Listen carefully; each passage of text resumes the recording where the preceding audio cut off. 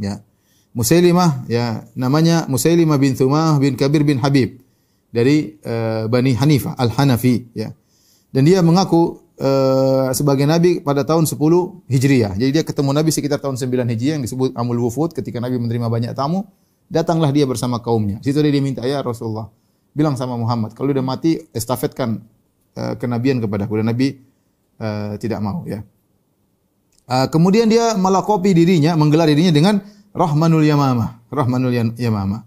Sebelumnya Al-Aswad Al-Anasi juga menggelari dirinya dengan Rahman Al-Yaman. Aku adalah Rahmanul Yaman. Seakan-akan dia mengaku sebagai Tuhan. Tidak puas mengaku sebagai Nabi, mengaku dia adalah Rahmanul Yaman. Musailimah menggelari dirinya dengan Rahmanul Yamamah. Ya, aku adalah Rahmannya Al-Yamamah. Kalau Muhammad punya Tuhan, itu Rahmannya lain. Adapun saya Rahmannya Al-Yamamah. Ya. Al-Yamamah. Ya. Taib.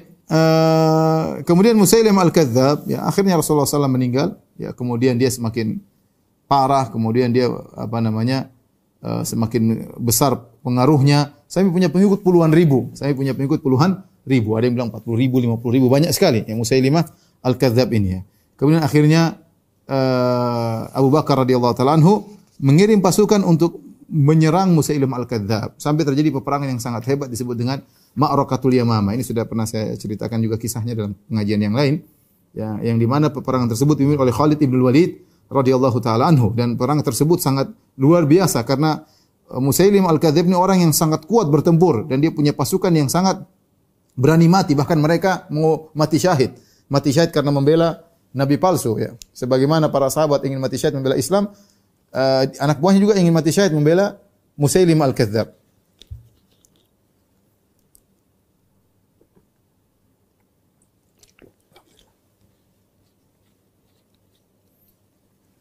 Ketika Nabi masih hidup, dia sempat nulis surat kepada Nabi sallallahu alaihi wasallam. Ya. Dia tulis surat kepada Nabi sallallahu alaihi wasallam, isinya dia mengatakan, dia merayu Nabi, dia mengatakan min Musailimah bin Habib, dari Musailimah bin Habib ila Rasulillah, kepada Rasulullah. Min Musailimah bin Habib Rasulillah, dari Musailimah bin Habib utusan Allah. Ila Muhammadin Rasulillah, kepada Muhammad Rasulullah. Jadi dia tidak mengajak orang untuk kufur kepada Nabi, tapi dia ingin jelaskan kepada kaumnya, Nabi boleh dua. Ya. Muhammad oke, nabinya orang Hijaz, kita di sini nabinya saya. Ya. Dan yang membuat dia memiliki pengaruh yang besar, ada seorang dari pengikut Rasulullah SAW yang murtad, yang Nabi utus dia untuk mengajari Banu Hanifah. Ternyata dia ngaku-ngaku bahwasanya benar Muhammad telah mengatakan Musailimah ini menyertai Nabi, syarikat ya. Nabi Muhammad SAW adalah Rasul di sana dan Musailimah adalah Rasul di sini. Dan saya mendengar Muhammad mengatakan demikian. Akhirnya orang-orang pada semakin percaya dengan Musailimah Al-Kadzdzab sebagai Nabi. Maka Musailimah mengirim surat kepada Rasulullah SAW. Dia mengatakan dari Musailimah Nabi Rasulullah kepada Muhammad Rasulullah. Salamun alaik, ya, selamatan bagi engkau wahai Muhammad. Fa inni qad usyriktu fil amr wa inna lana nisfal ardi wa li Quraisy nisfal ardi. Ya, kata dia Rasulullah, wahai Muhammad, ya, saya sudah menyertai engkau dalam urusan kenabian. Nanti bagi engkau setengah, bagi aku setengah. Ini ada Banu Hanifah punya penghasilan, setengahnya buat saya, setengahnya buat engkau. Ya, kita bagi dua, kita kan sama-sama Nabi.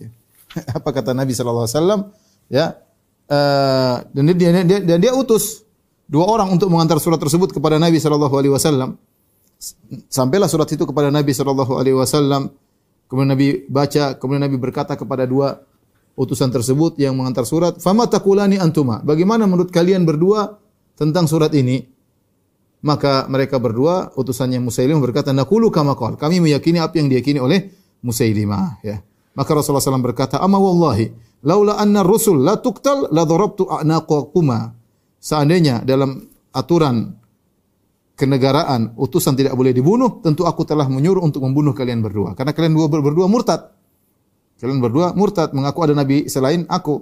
Tapi karena dalam aturan undang-undang negara, ya, tidak boleh utusan dibunuh, maka aku tidak bunuh kalian.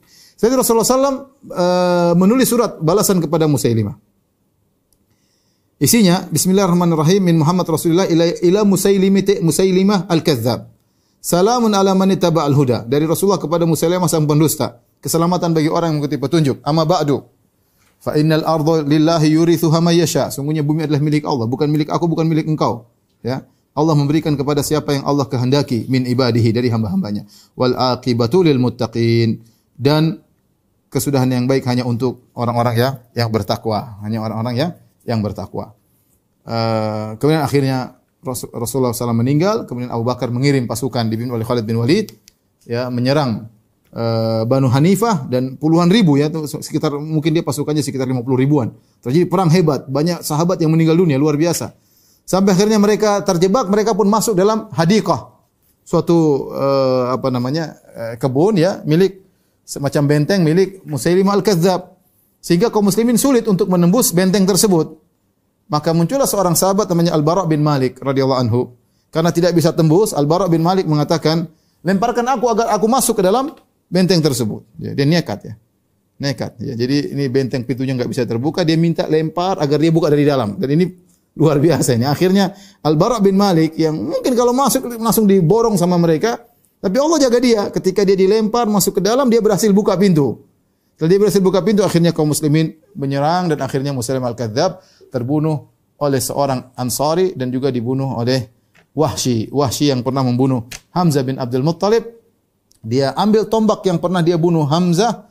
Tombak itu pula yang dia gunakan untuk membunuh Musailimah al-Kadzdzab. Maka dia lempar dari jauh, akhirnya menembus dada Musailimah al-Kadzdzab.